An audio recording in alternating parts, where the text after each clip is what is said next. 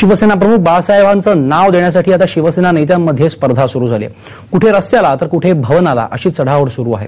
त्यात आणखी भर पडली आहे। नवी मुंबईत होणाऱ्या आंतरराष्ट्रीय विमानतळाला शिवसेना प्रमुख बाळासाहेब ठाकरेंचं नाव द्या अशी मागणी मुंबई महापालिकेतील भाजपचे गटनेते दिलीप पटेल यांनी केली आहे।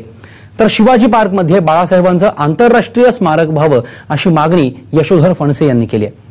आणि शालेय पुस्तकात बाळासाहेबांचा धडा असावा अशी मागणी मुंबई महापालिकेच्या विधी समितीचे अध्यक्ष राजू पेडणेकर यांनी केली आहे। या सगळ्या सूचना आणि मागण्या आल्यामुळे महापौरांच्या अध्यक्षतेखाली एक समिती नेमण्यात येणार आहे। या समितीत सर्व पक्षाचे गटनेते असतील। ही समिती ज्या मागण्या करण्यात आल्या आहेत त्यावर चर्चा करून त्या ठाकरे कुटुंबियांची भेट घेऊन त्यांना सांगणार आहे। त्यांच्यातल्या चर्चेनंतर कुठे बाळासाहेबांचं नाव द्यायचं आणि स्मारकाचं काय करायचं याचा अंतिम निर्णय घेतला जाणार आहे।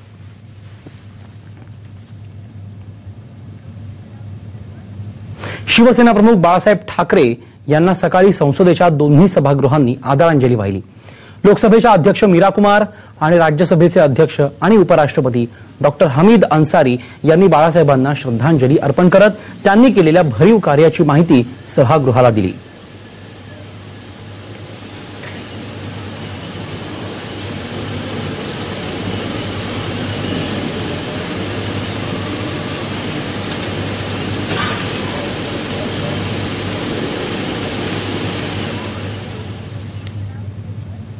संसद